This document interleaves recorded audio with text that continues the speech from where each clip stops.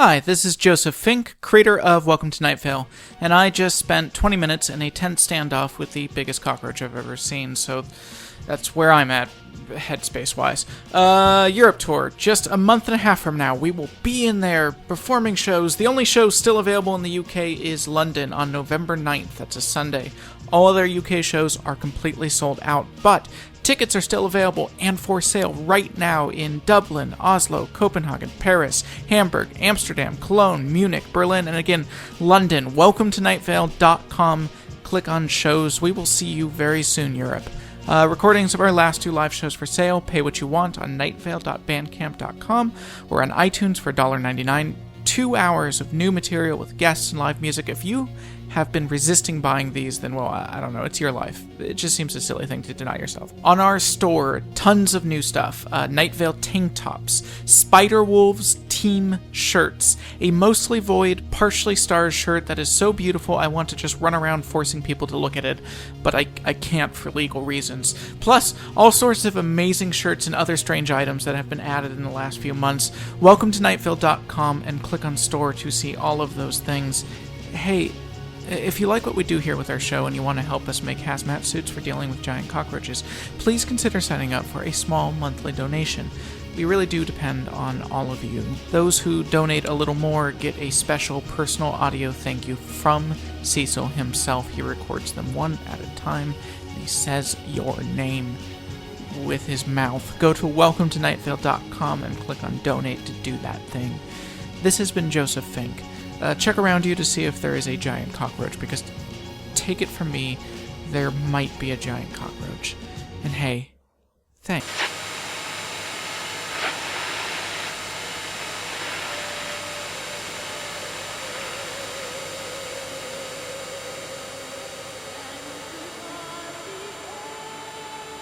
The wind out of the desert is changing. I feel it. You feel it. A shiver in the midday heat, a crackle in the television broadcast, a shift in your immune system. It is September and something is different. It is September and the days have gone sinister. From first eyes open to last slow breathing. It is September, and so, listeners, dear listeners, Найт-Вейл Public Radio is proud to introduce the September Monologues. Chad? Can you hear me? My mouth is half an inch from your left ear and I'm whispering. You will feel a heavy warmth there, like air from a swamp. That means I'm talking to you, Chad. I'm right behind you. Listen, Chad, how long have we lived together? Your whole life, that's the answer. Not that you'd know it, because I do it secretly. Thus my name, the faceless old woman who secretly lives in your home. Though also I don't have a face. Chad, I am getting away from the point. You are the point. Is this how you want to live your life? Shuffling from one trivial moment to the next, never letting anything add up to anything else? Chad, it's not my place to say, I know. My place is hiding behind the boring button-up shirts in your closet, my thin, gnarled fingers almost brushing your hand each time you reach for one of those milquetoast frocks on your way to another unsuccessful night trying to find someone who will make you more than you are. Chad, do you know how many flies live in your apartment? I do. I know all of their names, and I tell them where to lay their eggs. So listen, Chad, do not get on my wrong side. My fury is vast and murky and expressed through a papier-mâché gape-mouth figure that I left behind your cereal boxes this morning. Not that you'll find it. You never eat breakfast. A good breakfast is the start of a good day, say the tablets we found in that ancient crater last year. But I'm not here to lecture you, Chad. I'm here to understand. Like, what's with all the candles? Your room is strewn with clothes like your dresser got sick from overeating, but suddenly you're buying nicely scented candles and arranging them carefully in the living room? That doesn't seem like you, Chad. And the fabric. That rich red fabric that you bought, and... Are you sewing that fabric, Chad? That doesn't seem like you either. Your other hobbies involved watching or consuming, and now here you are doing. What does it mean? I've uncovered many secrets, Chad. Do not think that you are going to be able to keep anything from me. I know what is behind the old VHS copy of Cliffhanger in your media center. I know about the way you talk to your horse figurines. Yes, I know about the horse figurines. And I know about the dreams, Chad. I put my faceless head very close to your face at night as you sleep. If you opened your eyes, I'm sure it would upset you. So fragile, and yet so certain. Your belief in the sanctity and privacy of home. But what about the amulet you hid in the bag of lettuce deep in your fridge? Why the amulet, that ancient cracked painting of a screaming goat set upon gold and ebony? I couldn't lift it, Chad. I tried with my bony, skin-taut arms that have a surprising animal strength. Those arms that have been so close to you so many times, but that you've never seen. I tried to lift it, Chad, and I couldn't. Why wasn't I able to lift it? This is me, as a part of your life, trying to understand that life. And you, drinking beer with your friends, drinking beer by yourself, drinking beer before work by yourself, smiling with your friends and smiling at your work and sitting dead-eyed and silent for hours in your living room, wearing a polo shirt and khaki shorts, crying without making a sound or moving. A silence of tears down your slack, boyish face. Chad, this is you, and I'm trying to understand. I've stopped Googling bees, and I've started Googling your name over and over. I can't find trace of you anywhere. Who are you, Chad? I thought I understood. I do not understand. And now, you are rising from your easy chair, still weeping. You are putting on the long red robe and lighting the candles arranged through the room in a pattern or shape that I do not recognize. You are raising up the amulet and you are speaking. No, shouting. No, intoning. This is not a language I understand. I understand every language. Your very speech is outside of my reality. What I saw next, Chad, was beyond me. I have seen death in its many heaving forms. I have seen the low-flying ships that hide on the horizon in front of the setting sun, and I have seen the misshapen silhouettes of their pilots. I have seen the websites you visit. But Chad, what I saw in that moment, what you summoned in your living room, what you brought to us here in this little town, my town, the town I secretly live in, the town in which I am, at least in my view, presumptive mayor. What have you done? Chad, this is all to say that I am the faceless old woman who secretly lives in your home, but not your home, Chad. Not anymore. Because something else is living there now. Oh, Chad. Something else is living there now.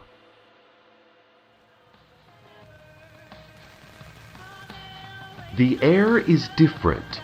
Or, no. It is the way we are breathing that is different. The breathers, all of us, have changed. We've gone funny. You know, just funny. Words can't capture it. But I have only words. So, up next, more words. After that, words. Words and words and words. Words that form the September Monologues.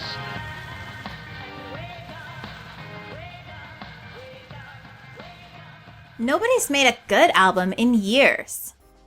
Michelle, you say. Michelle Nguyen, that's not true. Well, you're right. Very little of what I have to say is true. Some of it is, though. Make of that what you will. No, don't. I don't trust you to make anything good. Hang on, there's a customer. Welcome to Dark Owl Records. You! Why are you here? What do you want from me, you... Never mind, they left. We sold a pretty decent record the other day. It was a Beach Boys album. Everyone thinks the Beach Boys are the best, and fine, they contributed a lot to American music. You can hear their influence on people like Cole Porter and Joni Mitchell and Mozart, but I'm so sick of everybody thinking they know music just because they buy a Beach Boys album.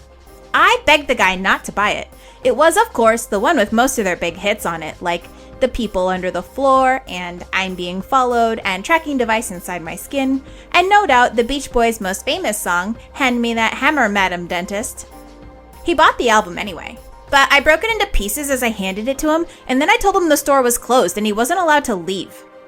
He's still somewhere in the basement. A couple people came looking for him, but I covered my eyes with my hand and sat silently so they couldn't see me. Point being, there are still a few good albums in the world, but not many. Oh, you know what I ordered for the store last week? It should arrive any day. If you're a true lover of folk music, you'll be just as excited as I am for this. I ordered 25 copies of Woody Guthrie. They're scale replicas of his body in his most recognizable pose, holding a guitar in one hand and an aquarium full of mice in his other two hands. These replicas are 3:1 scale, so there's no room with our low ceilings. I'll have to keep them outside of the store in people's lawns and next to highway overpasses and such. But they're just great. Oh, wait. Never mind. Folk music is over. It's done. Came and went. Stop listening to folk music. The Guthrie replicas are now 70% off. Please don't buy them though. Folk music is dead. You want to know what music I'm listening to right now? Joy Division. Not Unknown Pleasures. Everyone's listened to that album. That album will never be talked about by me again. No, I'm listening to a different Joy Division album. It's a pretty recent album that was never actually released because they never wrote it or recorded it or produced it. But I managed to get a copy of this album and I listen to it almost daily. In private, so it's not ruined by other people having heard it or talked to me about it. It's a good album. I cry when I hear it.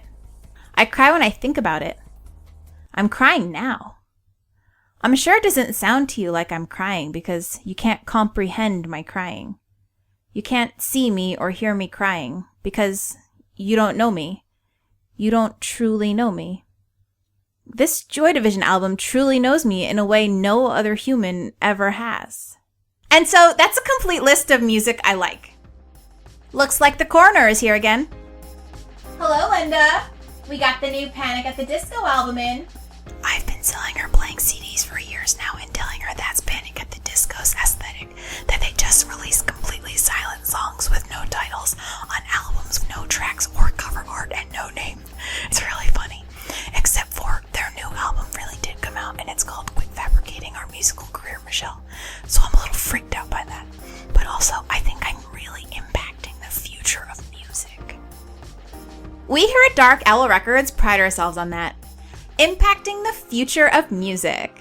Also the past. We impact the past of music. I'm wearing a hat right now. So know that. I hate Panic at the Disco. I've never actually heard their music, so I don't really hate them so much as resent them. Or rather, resent what they stand for. Or rather, resent what I believe that they stand for. Or rather, resent my perception of other people's projections of what they stand for. Or rather, myself. I hate myself is what I'm trying to say. We have that in common, I think. Panic at the Disco is probably fine if you were to ever listen to their music. Lots of people buy lots of their music. Of course, lots of people buy lots of ridiculous things. Overpriced coffee, minivans, dogs, furniture, towels, medicine. You name it, and some idiot will buy it.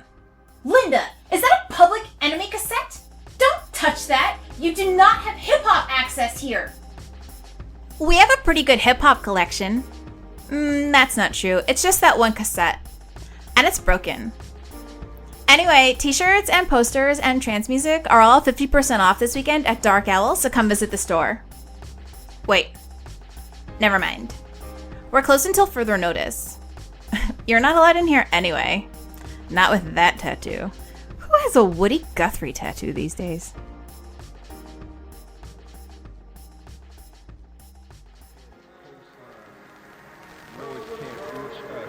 It will all be over soon, and then something else will take its place.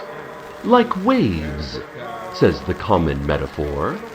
From dust to dust, says a simplified version of a complicated philosophy. Zoom, says the Big Bang. still echoing quietly through everything it created. Let us return one last time before it, you, or anything else ends to the September monologues. There are glowing arrows in the sky. You can't see them. I do. They're dotted lines and arrows and circles. The sky is a chart that explains the entire world, but you can't see it. I know that. The world makes sense. I believe that. I do. It has to. Otherwise, it wouldn't make sense. And that would be the worst thing that could possibly happen. No one listens when I talk. They hear, but they don't listen. Even now, maybe your attention is drifting. Well, why pay attention to me? Why pay attention to Steve Carlsberg? There he goes again with his theories and explanations, but I see them! I see the arrows in the sky. I understand what is happening. Найт-Вейл is a weird place. No one else sees that, I guess. But I do. It's not like other places. I've never been other places, but I know. I know what other places are like. I've read books. Don't tell anyone, please. Don't tell anyone that I've read books. I have to maintain my position and the respect of my peers. I am a member in good standing of the PTA. I bring scones and they are always the first item in the potluck to go. I take great pride in that. My brother-in-law, stepbrother, brother outside of the law. I can never get those terms straight. Well, he just brings store-made hummus and wheat-free pita chips every time. I make my scones with my own hands, from scratch. Sometimes I put in a zest of orange, sometimes I don't. They are not always the same. Nothing is. People pick at the chips and hummus. They want to be polite. Often, they are not. We all of us, so often fail at what we want to do. That's okay, as long as we understand our failure. As long as we see it. I see my failure to help my community the way I would like to help it. I would like to guide it somewhere new, but the only person who listened to me was that man on the Desert Bluffs radio, and then, well, then all the rest happened. The world would be better if more people saw the dotted lines and arrows in the sky. I can look out my window and see them. I am doing that now. Listen, I love my wife, and she loves her brother, and we both love our daughter, and my brother-in-law, half-brother, double brother. Well, he loves his niece, so that counts for a lot. That counts for most of it. I don't hate him the way he hates me. How could I? I understand him. He hates me because he doesn't understand me at all. Cannot see the dotted lines. He cannot see the arrows. I first met him at the wedding. He's busy, or he says he is. He does always seem to be at the station. Or at least he used to be. This last year's been good for him, I think. It has softened him a little, in the right places, although not at all toward me. But I never expect that. He was very nice when I first met him. "Welcome to the wedding," he said grandly, which was odd since he actually arrived after me. But it was a nice gesture anyway, and I accepted it with a handshake and a hello. "It's an exciting day, isn't it?" I said. "Here, try a scone." I had made scones. It seemed right in the midst of a formal celebration like that to have a little touch of home, to remind people of the lifetime of simple gestures that this grand celebration was meant to launch. "Oh," he said, "this is just scrumptious. This is the best scone I've ever had." He hasn't said anything like that in some time. We chatted for a while. I don't remember what about. Maybe the weather.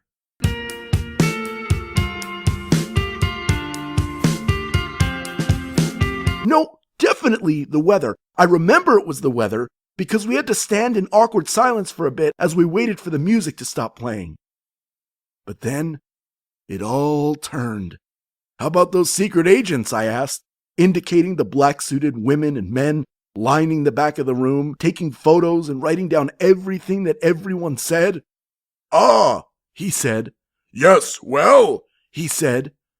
He was raised in the Найт-Вейл tradition of silence, and with a belief in the power of hierarchy and bureaucracy.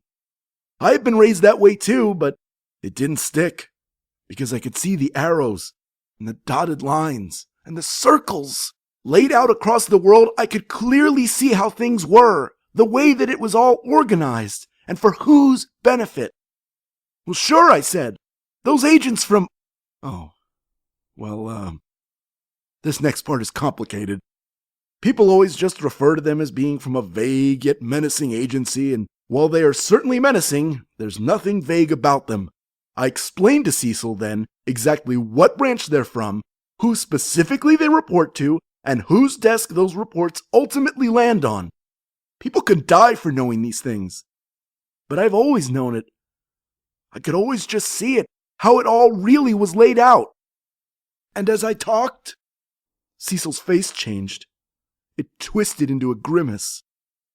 I won't have you teaching Janice lies like that, he howled. And I'm sorry for using such a melodramatic verb, but he really did. He howled. And then he refused to speak to me again.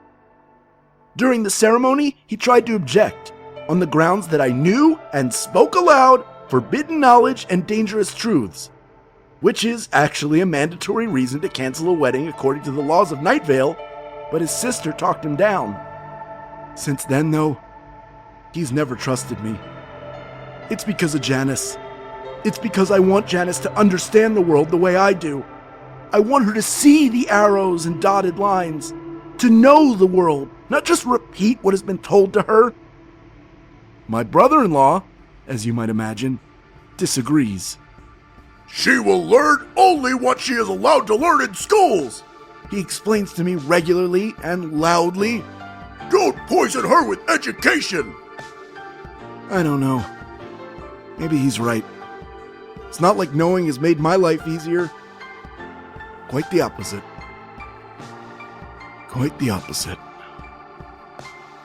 But every time I look up, I see them. Glowing arrows in the sky. Dotted lines and circles. A great chart that explains it all. And I ask you, how can I know all of this? How can I understand and not try to explain? How can I see the dotted lines so bright and tangible and deny them? I have to try, even if it means that everyone, even my wife or even Janice, grows to hate me. The truth is more important than all that. It has to be. Or else, why would it shine so clear above?